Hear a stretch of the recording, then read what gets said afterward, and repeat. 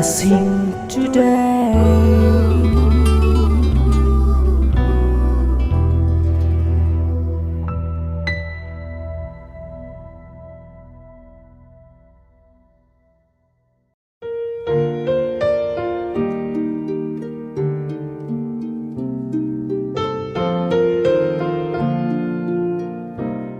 Welcome to blessing today. ഇന്നത്തെ സ്പോൺസേഴ്സിന് വേണ്ടി നമുക്കെല്ലാവർക്കും ചേർന്ന് ഈ സമയത്ത് പ്രാർത്ഥിക്കാം. കർത്താവ്, ഞങ്ങൾ ചേർന്ന് ബേബി താരുവിനായി പ്രാർത്ഥിക്കുന്നു. എല്ലാ കുടുംബത്തിലെ അംഗങ്ങൾക്കുമായി അവരുടെ അനുഗ്രഹത്തിനുമായി പ്രാർത്ഥിക്കുന്നു. ആത്മീയ അനുഗ്രഹങ്ങളാലും ഭൗതിക അനുഗ്രഹങ്ങളാലും സാമ്പത്തിക അനുഗ്രഹങ്ങളാലും ഈ കുടുംബത്തെ അങ്ങ് നിറയ്ക്കണമേ എന്ന് ഞാൻ പ്രാർത്ഥിക്കുന്നു. റിൻസ് ജോണിനായും റിനി എബനായും പ്രാർത്ഥിക്കുന്നു. കർത്താവെ, അവർക്ക് ഒരു ഭവനം ലഭിക്കേണ്ടതിനായി ഞങ്ങൾ ചേർന്ന് പ്രാർത്ഥിച്ച് അവരെ അനുഗ്രഹിക്കുന്നു. Thank you Lord. ജോസ് അത്യുതനായി പ്രാർത്ഥിക്കുന്ന കർത്താവെ, തൻ്റെ മുഴുവൻ കുടുംബവും അനുഗ്രഹിക്കപ്പെടട്ടെ, സമാധാനപരമായും ജീവിതമുണ്ടാകട്ടെ, നിത്യജീവൻ്റെ അവകാശികളായി ഇവർ മാറട്ടെ. അങ്ങയുടെ നാമത്തിൽ ഇന്നത്തെ ഓരോ സ്പോൺസറെയും ഞങ്ങളെല്ലാവരും ചേർന്ന് യേശുവിൻ നാമത്തിൽ അനുഗ്രഹിക്കുന്നു. കർത്താവ്, അങ്ങനെ പ്രാർത്ഥന കേട്ടതിനായി നന്ദി പറയുന്നു. യേശുവിൻ്റെ നാമത്തിൽ തന്നെ ആമേൻ. Thank you so much for sponsoring today's episode. കർത്താവ് ഒത്തിരി നിങ്ങളെ അനുഗ്രഹിക്കട്ടെ.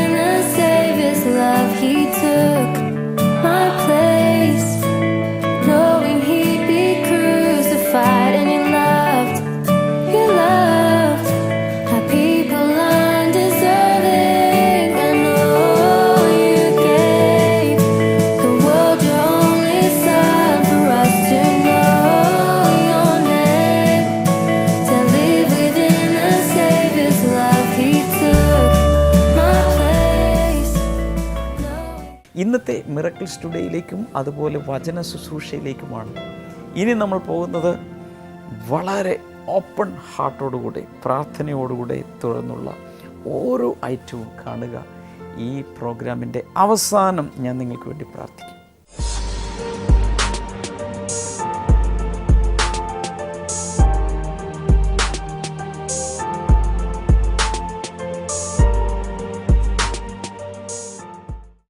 അങ്കിളിൻ്റെ പേര് ബാബു മാത്യു എന്നാണ്.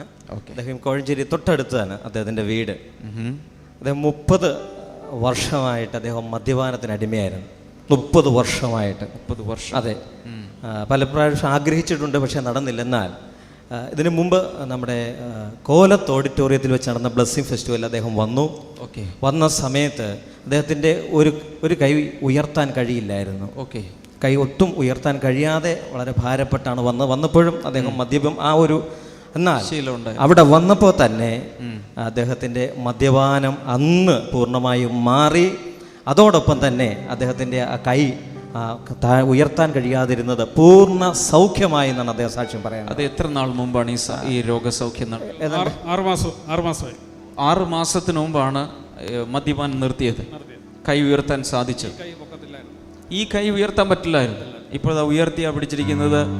6 മാസമായി കർത്താവ് സൗഖ്യമാക്കിയിട്ട് കൈകൾ നന്നായിട്ട് അടിച്ച് യേശുവിന് നന്ദി പറയാം. അതോടെ അദ്ദേഹം പറയുന്നത് ഈ ബ്ലെസ്സിങ് ഫെസ്റ്റിവലിൽ കോഴഞ്ചേരി വരണമെന്ന് അദ്ദേഹം ഏറ്റവും കൂടുതൽ പ്രാർത്ഥിക്കുക ആഗ്രഹിക്കുകയും ചെയ്തു. കാരണം അദ്ദേഹത്തിന് ഇതിന് സാക്ഷ്യം പറയണം.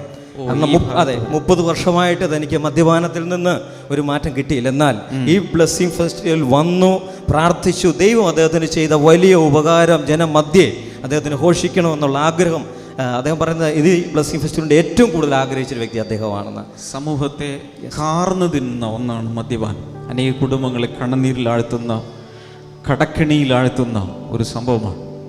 നിങ്ങൾ ഇവിടെ ഇരിക്കുന്നവരിൽ എത്ര പേർ പ്രാർത്ഥിക്കും നിങ്ങളുടെ വീട്ടിൽ ആരെങ്കിലും, നിങ്ങളുടെ ബന്ധുക്കളിൽ ആരെങ്കിലും മദ്യപാനത്തിൽ നിന്ന് പുറത്തു വരണം എന്നാഗ്രഹിച്ച് പ്രാർത്ഥിക്കുന്നവർ കൈകൾ ഉയർത്തി കാണിക്കാമോ?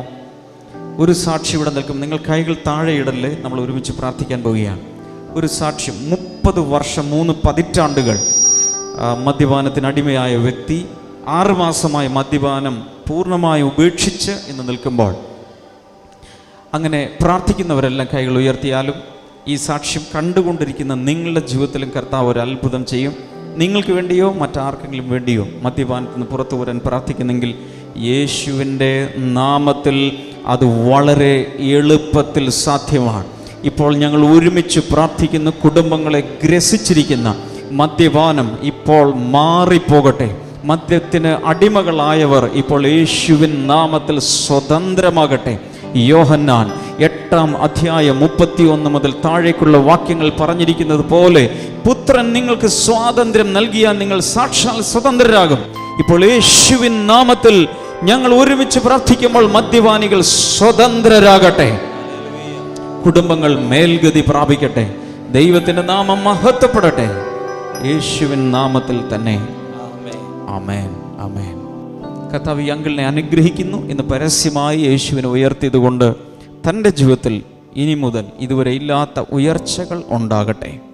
ആമേൻ, ആമേൻ. ഹല്ലേലൂയ, ഹല്ലേലൂയ, ഹല്ലേലൂയ, ആമേൻ. ജനം ശബ്ദത്തിൽ ഹല്ലേലൂയ,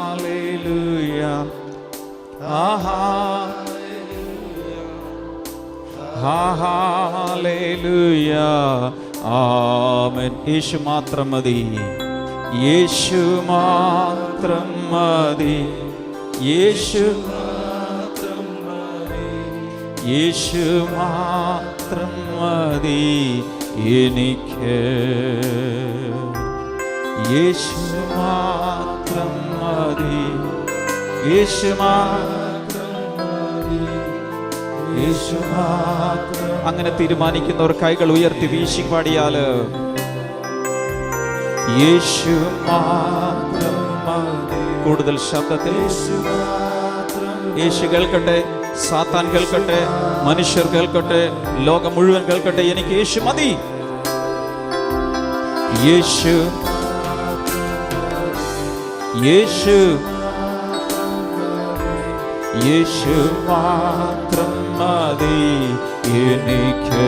കൂടുതൽ ശബ്ദത്തിൽ അത് പാടാം. യേശു മതി, യേശു മാത്രം മതി എനിക്ക്. ഒരിക്കൽ കൂടെ യേശു മാത്രം മതി, യേശു മാത്രം മതി, യേശു മാത്രം മതി എനിക്ക്. എല്ലാവരും ചേർന്ന് ഹല്ലേലൂയ, കൈകൾ അടിച്ച് ഹല്ലേലൂയ, ഹല്ലേലൂയ. യോഹന്നാന്റെ സുവിശേഷം 12:46 വാക്യം. I have come into the world as a light, so that no one who believes in me should stay in darkness. അവിടെ നമ്മൾ കാണുന്നത് ഈ ലോകത്തിലേക്ക് പ്രകാശമായി ഞാൻ വന്നിരിക്കുന്നു. യേശു പറയുന്നത് ഇങ്ങനെയാണ്, ഈ ലോകത്തിലേക്ക് ഒരു പ്രകാശമായി ഞാൻ വന്നിരിക്കുന്നു. So that no one who believes in me should stay in darkness. എന്നിൽ വിശ്വസിക്കുന്ന ആരും ഇരുളിൽ ആയി പോകാതിരിക്കേണ്ടതിന് തന്നെ. യോഹന്നാൻ 8:12 വാക്യത്തിൽ നമ്മൾ കാണുന്നത്, when Jesus spoke again to the people, he said, I am the light of the world. Whoever follows me will never walk in darkness, but will have the light of life. യേശു പിന്നെയും അവരോട് പറഞ്ഞത്, ഞാൻ ലോകത്തിൻ്റെ പ്രകാശം ആകുന്നു, വെളിച്ചം ആകുന്നു. ആരെല്ലാം എന്നെ അനുഗമിക്കുന്നുവോ അവർ ഇരുളിൽ ആകാതെ ജീവന്റെ വെളിച്ചം ഉള്ളവർ ആകും. ഈ ലോകത്തിലെ ഏറ്റവും വലിയ ദുരന്തം എന്ന് പറയുന്നത് ഭോപ്പാലിൽ നടന്ന ആ വിഷവാതക ദുരന്തമോ അല്ലെങ്കിൽ എറണാകുളം ജില്ലയിലെ വൈപ്പിനിൽ നടന്ന വിഷമദ്യ ദുരന്തമോ അല്ല. ലോക ചരിത്രത്തിലെ ഏറ്റവും വലിയ ദുരന്തം എന്ന് പറയുന്നത് ഉൽപ്പത്തി പുസ്തകത്തിലാണ് നടന്നത്. ഏതാണത്? ബൈബിളിലെ ആദ്യത്തെ പുസ്തകമായ ഉൽപ്പത്തി പുസ്തകത്തിൽ നടന്ന ഏറ്റവും വലിയ ട്രാജഡി എന്ന് പറയുന്നത് ആദ്യത്തെ ദമ്പതികൾ, ഭാര്യയും ഭർത്താവും, മനുഷ്യകുലത്തിൻ്റെ ആദ്യത്തെ ഭാര്യ ഭർത്താക്കന്മാർ ദൈവത്തോട് പാപം ചെയ്ത് അവർ വീണുപോയി, പാപത്തിലേക്ക് വീണുപോയി, രോഗത്തിലും ശാപത്തിലും മരണത്തിലും വീണുപോയി. അതാണ് ഏറ്റവും വലിയ ദുരന്തം. ആ ദുരന്തത്തിൽ നിന്നും ഇരുളിൽ നിന്നും നമുക്ക് ഒരു വീണ്ടെടുപ്പ് നൽകാനാണ് ലോകത്തിൻ്റെ പ്രകാശമായി ആദാം മുഖാന്തരം വീഴ്ച സംഭവിച്ചെങ്കിൽ രണ്ടാമത്തെ ആദാം അല്ലെങ്കിൽ ഒടുവിലത്തെ ആദാമായ യേശുവിലൂടെ നമുക്കൊരു വീണ്ടെടുപ്പുണ്ട്.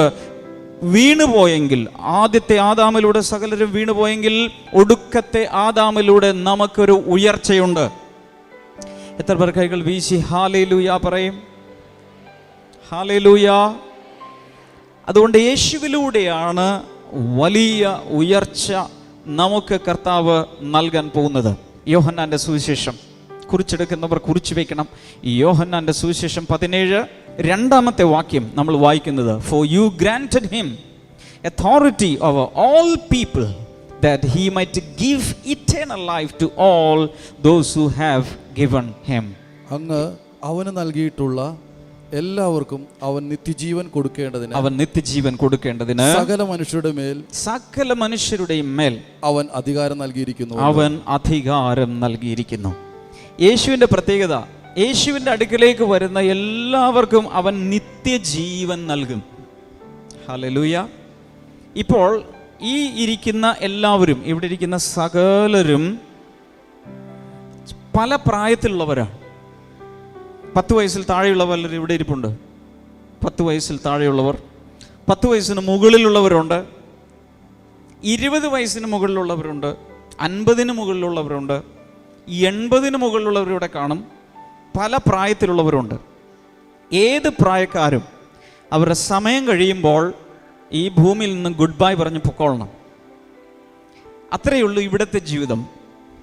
എന്നാൽ യേശു എന്തിനു വേണ്ടിയാണ് നമ്മുടെ ജീവിതത്തിലേക്ക് വരുന്നതെന്നറിയാമോ? നിത്യജീവൻ നൽകുവാൻ. എല്ലാവരും ചേർന്ന് പറയാം, നിത്യജീവൻ. പറയാമോ? എന്ന് വെച്ചാൽ ഒരിക്കലും അവസാനിക്കാത്ത ജീവിതം നൽകാനാണ് യേശു ഭൂമിയിലേക്ക് വന്നിരിക്കുന്നത്. ഒരിക്കലും നശിച്ചു പോകാതെ, ഒരിക്കലും നരക തീപ്പൊയ്കയിൽ വീഴാതെ യേശുവിനോട് ചേർന്ന് എല്ലായ്പ്പോഴും ജീവിക്കേണ്ടതിനത്രേ യേശു ഈ ഭൂമിയിലേക്ക് വന്നത്. അതുകൊണ്ട് യേശുവിൻ്റെ പിന്നാലെ പോകുന്നവർക്ക് വെളിച്ചം കിട്ടും. യേശുവിൻ്റെ പിന്നാലെ പോകുന്നവർക്ക് നിത്യജീവൻ കിട്ടും. ആ യേശുവിൽ വിശ്വസിക്കുന്നവർ ഉറക്കെ ഹല്ലേലൂയ പറയാമോ? അപ്പോസ്തല പ്രവൃത്തികൾ 4:12 വാക്യം പറയുന്നത് ഇങ്ങനെയാണ്, ആകാശത്തിൻ്റെ കീഴിൽ മനുഷ്യരുടെ ഇടയിൽ നാം രക്ഷിക്കപ്പെടേണ്ടതിന് വേറെ ഒരു നാമവും നൽകപ്പെട്ടിട്ടില്ല. എന്തിനു വേണ്ടി? രക്ഷ പ്രാപിക്കുവാൻ. വേറെ കാര്യങ്ങൾക്ക് പലതും കാണും. എന്നാൽ നാം രക്ഷ പ്രാപിക്കുവാൻ, സ്വർഗത്തിലേക്ക് പോകുവാൻ നമുക്ക് നൽകപ്പെട്ടിരിക്കുന്ന ഒരു നാമമേ ഉള്ളൂ. അവൻ്റെ നാമമാണ് യേശു എന്ന നാമം. ആ യേശു എന്ന നാമത്തിൽ മാത്രം വിശ്വസിക്കുന്നവർ ഉറക്കെ ഹല്ലേലൂയ പറയാമോ? കൈകൾ വീശിക്കൊണ്ട്, 2 കരങ്ങളും വീശിക്കൊണ്ട് ഹല്ലേലൂയ. ആ യേശുവിൻ്റെ നാമത്തിലൂടെ നമുക്ക് രക്ഷയുണ്ട്, നിത്യജീവനുണ്ട്, വിടുതലുണ്ട്, വിശാലതകളുണ്ട്, സകലമുണ്ട്. ഹല്ലേലൂയ. കൺഫ്യൂഷൻ ഒന്നും ഇല്ലാതിരിക്കാൻ വേണ്ടി, ആശയക്കുഴപ്പം ഒന്നും ഇല്ലാതിരിക്കാൻ വേണ്ടിയാണ് കർത്താവ് നമുക്ക് ഒരൊറ്റ നാമം നൽകിയിരിക്കുന്നത്. ആ നാമത്തിലാണ് എല്ലാം അടങ്ങിയിരിക്കുന്നത്. രാവിലെ കണ്ണ് തിരുമി എഴുന്നേറ്റാൽ കിടക്കുന്നത് വരെ ഏത് സമയത്തും നാം നാവുകൊണ്ട്, വായ് കൊണ്ട് ഉച്ചരിക്കേണ്ട നാമമാണ് യേശുവിൻ്റെ നാമം. ഏത് അവസ്ഥയിലും യേശുവിൻ്റെ നാമത്തെ നമുക്ക് വിളിച്ച് അപേക്ഷിക്കാം. കാരണം ആ നാമത്തിൽ നമുക്ക് വിടുതൽ ഉണ്ട്. ഹല്ലേലൂയ. മത്തായി എഴുതിയ സുവിശേഷം 20-ാം അധ്യായം 28-ാമത്തെ വാക്യം വായിക്കുന്നത്, just as the son of man did not come to be served but to serve and to give his life as a ransom for many. മനുഷ്യപുത്രൻ ശുശ്രൂഷിക്കപ്പെടുവാൻ വേണ്ടിയിട്ടല്ല, ശുശ്രൂഷിക്കുവാനും അനേകർക്ക് വേണ്ടി തന്റെ ജീവൻ വീണ്ടെടുപ്പ് വിലയായി കൊടുക്കുവാനുമാണ് വന്നിരിക്കുന്നത്. ഹല്ലേലൂയ. യേശു ഭൂമിയിലേക്ക് വന്നപ്പോൾ ഒരു വലിയ സിംഹാസനം പണിത് അതിലിങ്ങനെ ചെങ്കോലെല്ലാം പിടിച്ച് തലയിൽ ഒരു കിരീടം വെച്ചുകൊണ്ട് ഇരുന്ന് കുറെ തോഴിമാർ വന്നിങ്ങനെ വിശറി കൊണ്ട് വെഞ്ചാമരം കൊണ്ടും വീശിക്കൊടുത്ത് അങ്ങനെ രാജാവായിട്ടല്ല യേശു ഇരുന്നത്. യേശു എന്താ ചെയ്തത്? സാധാരണക്കാരനെ പോലെ തന്നെ വസ്ത്രം ധരിച്ച് ജനങ്ങളുടെ ഇടയിലേക്ക് ഇറങ്ങി അവരുടെ മേൽ കൈവച്ച് പ്രാർത്ഥിച്ച് ജനങ്ങളുടെ രോഗികളെ സൗഖ്യമാക്കി, ഭൂതം ബാധിച്ചവരെ അതിൽ നിന്നും വിടുവിച്ച്, മാനസിക ദൗർബല്യമുള്ളവർക്ക് കൃപ നൽകി, ബലം നൽകി, രോഗികളെ സൗഖ്യമാക്കി, മരിച്ചവരെ ഉയർത്തെഴുന്നേൽപ്പിച്ച്, കുഷ്ഠരോഗികളെ ശുദ്ധമാക്കി, മുടന്തന്മാരെ സൗഖ്യമാക്കി, കുരുട്ട് കണ്ണുള്ളവർക്ക് കാഴ്ച നൽകി, വരണ്ട കൈയുള്ള വ്യക്തിയെ കൈ സൗഖ്യമാക്കി അവൻ്റെ കൈ കൊണ്ട് ജോലി ചെയ്യാവുന്ന രീതിയിൽ പ്രാപ്തനാക്കി മാറ്റി, കിടപ്പ് രോഗികളെ എഴുന്നേൽപ്പിച്ചു, മരിച്ചുപോയ ഒരു പെൺകുട്ടിയെ തലീഥ ഖൂമി എന്ന് പറഞ്ഞുകൊണ്ട്, ബാലേ എഴുന്നേൽക്ക എന്ന് പറഞ്ഞുകൊണ്ട് അവനെ എഴുന്നേൽപ്പിച്ചു. മരിച്ചുപോയ ലാസറെ പുറത്തേക്ക് ശവക്കല്ലറയിൽ നിന്ന് പുറത്തെടുത്തു. നയീൻ പട്ടണത്തിലെ വിധവയുടെ മകനെ ശവമഞ്ചം തൊട്ടപ്പോൾ അവൻ എഴുന്നേറ്റ് കണ്ണു തിരുമ്മി, അവൻ തുമ്മിക്കൊണ്ട് എഴുന്നേറ്റ് ചാടി ജീവനിലേക്ക് തിരിച്ചു വന്നു. ഒരു കല്യാണ വീട്ടിൽ വീഞ്ഞു തീർന്നു പോയപ്പോൾ യേശു അവിടെ ചെന്ന് പച്ചവെള്ളത്തെ, വെറും പച്ചവെള്ളത്തെ വീഞ്ഞാക്കി മാറ്റി അവരുടെ സന്തോഷം കെട്ടുപോകാതെ, നാണക്കേടുണ്ടാക്കാതെ സൂക്ഷിച്ച്, അതുപോലെ അത്ഭുതങ്ങളും അടയാളങ്ങളും കൊണ്ട് ഇതുപോലെ ആയിരങ്ങളായി പുൽത്തകിടിയിൽ ഇരുന്ന ദൈവവചനം കേട്ടവർക്ക് അപ്പം വർദ്ധിപ്പിച്ച്, മീൻ വർദ്ധിപ്പിച്ച് സകലർക്കും ഭക്ഷിക്കാൻ കൊടുത്ത ആ യേശു കാറ്റും കടലും വന്നപ്പോൾ ശാന്തമാക്കി ശിഷ്യന്മാരെ മരണഭയത്തിൽ നിന്നും വിടുവിച്ച, അങ്ങനെ മനുഷ്യരെ ശുശ്രൂഷിച്ചുകൊണ്ട് നടന്നവനാണ് ദൈവപുത്രനായ യേശു. എബ്രായ ലേഖനം 13:8 വാക്യത്തിൽ നമ്മൾ വായിക്കുന്നത് ഇങ്ങനെയാണ്: യേശു ക്രിസ്തു ഇന്നലെയും ഇന്നും എന്നേക്കും മാറ്റം ഇല്ലാത്തവൻ ആകുന്നു. അന്ന് പ്രവർത്തിച്ച യേശു ഇന്നും പ്രവർത്തിക്കും. ഹല്ലേലൂയ.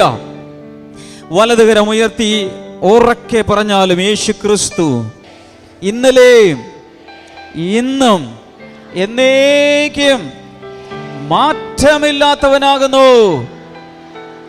ഹല്ലേലൂയ. അതിൽ നിന്ന് എന്ത് മനസ്സിലായി? ഇന്നലെ പ്രവർത്തിച്ച യേശു ഇന്നും പ്രവർത്തിക്കും. LMS കോമ്പൗണ്ടിൽ പ്രവർത്തിച്ച യേശു കാട്ടാക്കട ക്രിസ്ത്യൻ കോളേജിലും പ്രവർത്തിക്കും. കാട്ടാക്കട ക്രിസ്ത്യൻ കോളേജിൽ പ്രവർത്തിച്ച യേശു പാളയത്തും പ്രവർത്തിക്കും.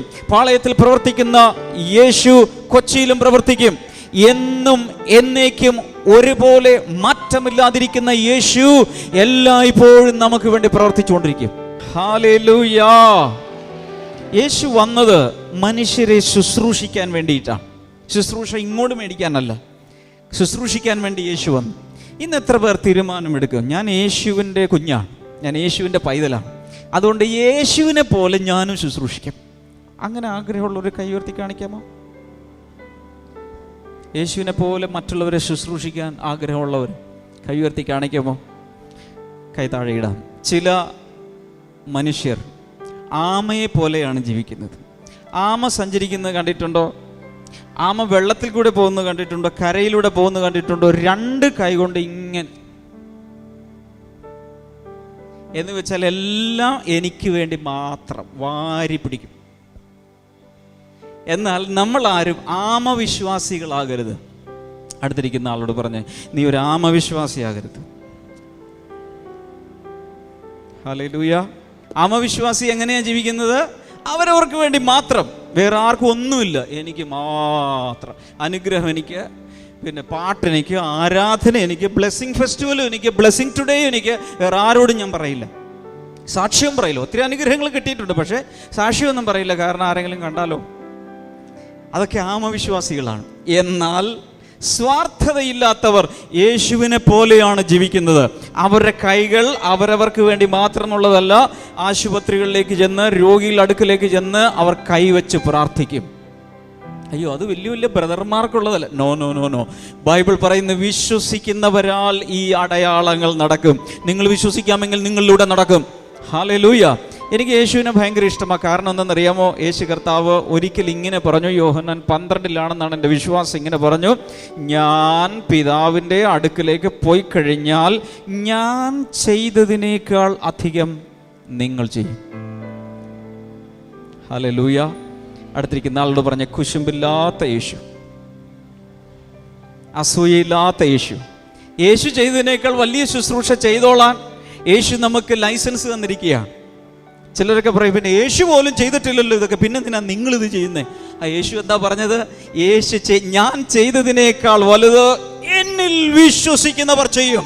വിശ്വാസത്തോടെ എഴുന്നേറ്റ് യേശു ചെയ്തതിനേക്കാൾ വലിയ അത്ഭുതങ്ങൾ, യേശു ചെയ്തതിനേക്കാൾ വലിയ ശുശ്രൂഷ ചെയ്യാൻ ഈ ദിവസങ്ങളിൽ ഈ തലമുറയിൽ എഴുന്നേൽക്കണം. എങ്കിലേ വചനം നിവർത്തിയാകൂ. നിങ്ങൾ ഒരുപക്ഷെ യേശുവിൽ വിശ്വസിച്ചിട്ട് അധികം നാളായി കാണില്ല, ബൈബിളൊന്നും അധികം അറിയില്ല, അതൊന്നും കുഴപ്പമില്ല. വിശ്വസിക്കുന്നവരാൽ അത്ഭുതങ്ങൾ നടക്കും. ഹല്ലേലൂയ. ഞാൻ കണ്ടിട്ടുള്ളൊരു പ്രതിഭാസം പറയാം. വിശ്വാസത്തിൽ വന്ന് മൂത്ത് മുത്തശ്ശനാകുമ്പോഴല്ല കർത്താവ് പ്രവർത്തിക്കുന്നത്. ഏറ്റവും കൂടുതൽ അത്ഭുതങ്ങൾ നടക്കുന്നത് ഞാൻ കണ്ടിട്ടുള്ളത് വിശ്വാസത്തിൽ വന്ന അധികം നാളാകാത്തവരിലൂടെയാണ്. കാരണം അവർ എല്ലാം വിശ്വസിക്കും. മുത്തശ്ശിമാരായവർ ബൈബിളൊക്കെ ഒന്ന് പരിശോധിച്ച് ഉൽപ്പത്തിയിലും വെളിപ്പാടിലൊക്കെ അത് ഉണ്ടോയെന്ന് നോക്കിയിട്ടേ വിശ്വസിക്കും, നോക്കിയിട്ടേ പ്രാർത്ഥിക്കും. മറ്റവർക്ക് ഒന്നും അറിഞ്ഞുകൂടാ. കർത്താവേ പ്രവർത്തിക്കണേ, അവർ കൈവെക്കും, കർത്താവ് പ്രവർത്തിക്കും. നിഷ്കളങ്ക വിശ്വാസത്തെ കർത്താവ് മാനിക്കും. ശിശു സഹജമായ വിശ്വാസത്തെ കർത്താവ് മാനിക്കും. ഹല്ലേലൂയ. അതുകൊണ്ട് മുത്തശ്ശന്മാരാകാത്തവരുണ്ടെങ്കിൽ ഒരു ഹല്ലേലൂയ പറ. അവരിലൂടെ കർത്താവ് പ്രവർത്തിക്കും. ഒരു രോഗിയെ കണ്ടാൽ സഹതാപത്തോടെ വേദനയോടെ അവരുടെ മേൽ കൈവച്ച, യേശുവെ എനിക്ക് ഒന്നും അറിഞ്ഞുകൂടാ, നീ സൗഖ്യമാക്കണമേ എന്ന് പറഞ്ഞുകൊണ്ട് യേശുവിൻ്റെ നാമത്തിൽ സൗഖ്യമാകുമെന്ന് പറഞ്ഞാൽ എന്തെങ്കിലും നടക്കും. ഒരു പ്രാവശ്യം നടന്നില്ലെങ്കിൽ വീണ്ടും ചെയ്യണം. പണ്ടൊരാള് വലിയൊരു രോഗസൗഖ്യ ശുശ്രൂഷ ചെയ്യാൻ വേണ്ടി ആഗ്രഹിച്ചു പ്രാർത്ഥിച്ചു, കർത്താവെ സൗഖ്യമാക്കണമേ. അയാൾ നേരെ പോയി ചാകാൻ കിടന്നൊരു രോഗിക്ക് വേണ്ടി പ്രാർത്ഥിച്ചു. അപ്പോഴേ അയാൾ തട്ടിപ്പോയി. വേറൊരാൾക്ക് വേണ്ടി പ്രാർത്ഥിച്ചു, അയാളും മരിച്ചു. വേറൊരു വീട്ടിൽ രോഗിയുണ്ടെന്ന് കേട്ട് അവിടെ ചെന്നപ്പോൾ അയാളും മരിച്ചു. അപ്പോൾ അയാൾ വിചാരിച്ചു, കർത്താവേ എനിക്ക് എല്ലാവർക്കും പ്രമോഷൻ കൊടുക്കുന്ന ശുശ്രൂഷയാണോ? സ്വർഗത്തിലോട്ട്, ഭൂമിയിൽ നിന്ന് സ്വർഗത്തിലോട്ട് പ്രമോഷൻ കൊടുക്കുന്ന ശുശ്രൂഷയാണോ? അയാൾക്ക് ആദ്യം വല്ലാത്ത പ്രയാസമുണ്ടായി. പക്ഷേ അയാൾ ചെയ്തത്, ഞാൻ ചത്താലും വേണ്ടില്ല ഇല്ലെങ്കിലും വേണ്ടില്ല, ദൈവവചനം പറയുന്നു രോഗികളുടെ മേൽ കൈവച്ചാൽ അവർക്ക് സൗഖ്യം വരും. അയാൾ അനേക സ്ഥലങ്ങളിൽ ഹോസ്പിറ്റലിൽ പോയി എല്ലാം പ്രാർത്ഥിക്കാൻ തുടങ്ങി. ഒരു ദിവസം ഒരാൾ ചാടി എഴുന്നേറ്റു. അപ്പോൾ അയാൾക്ക് മനസ്സിലായി, ഈ പ്രാവശ്യം കർത്താവ് പ്രവർത്തിച്ചിട്ടുണ്ട്. വീണ്ടും ചില സ്ഥലങ്ങളിൽ പോയി ലോകം കണ്ടിട്ടില്ലാത്ത അത്ഭുതകരമായ രോഗസൗഖ്യങ്ങൾ ആ വ്യക്തിയിലൂടെ, ആ കൈകളിലൂടെ കർത്താവ് ചെയ്യാൻ തുടങ്ങി. ആദ്യം കാണുന്ന നെഗറ്റീവായ ചില എക്സ്പീരിയൻസസ് നിന്നെ തളർത്തി കളയരുത്. വീണ്ടും വീണ്ടും പ്രാർത്ഥിച്ചു കൊണ്ടിരുന്നാൽ നാളുകളിൽ ലോകചരിത്രം കണ്ടിട്ടില്ലാത്ത വലിയ വിടുതലുകൾ നിന്റെ കൈകളിലൂടെ കർത്താവ് ചെയ്യും. ഹല്ലേലൂയ.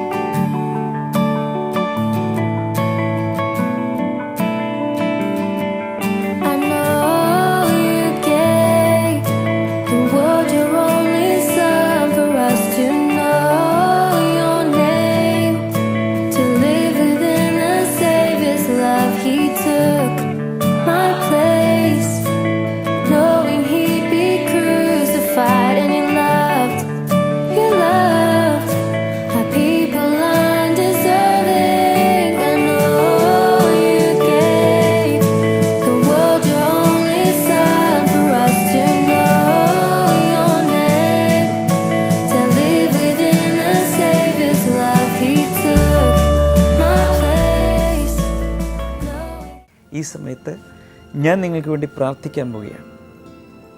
ഉള്ളിൽ വിശ്വസിക്കുക, കർത്താവ് ഇന്ന് എനിക്ക് വേണ്ടി ഒരു അത്ഭുതം ചെയ്യും.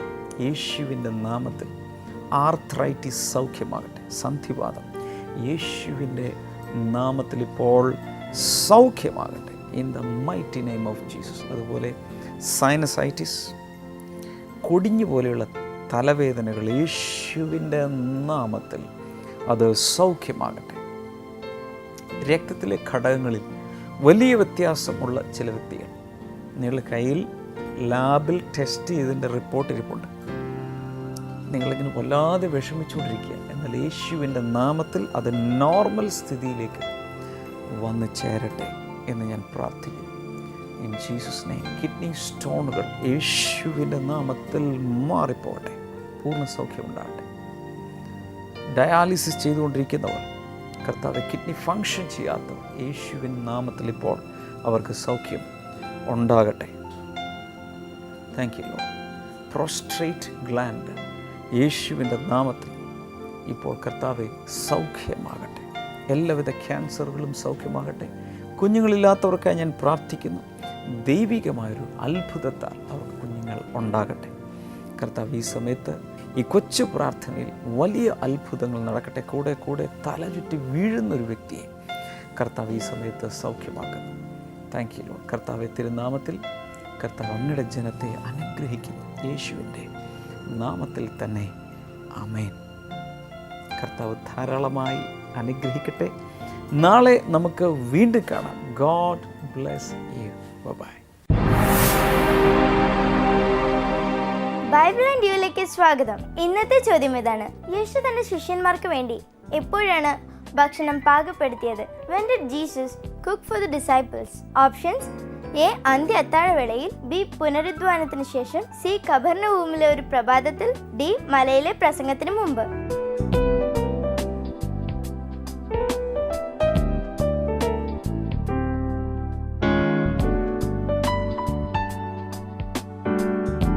നിങ്ങളുടെ ഉത്തരങ്ങൾ 9645221221 എന്ന നമ്പറിലേക്ക് SMS ചെയ്യുക.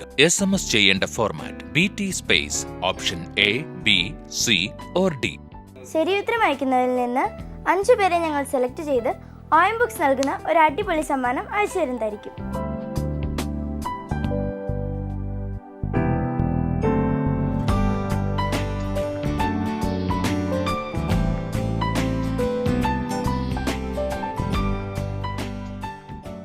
ഞങ്ങളുടെ address: blessing today, post box number 2215, Edappally PO, Kerala, India 682024.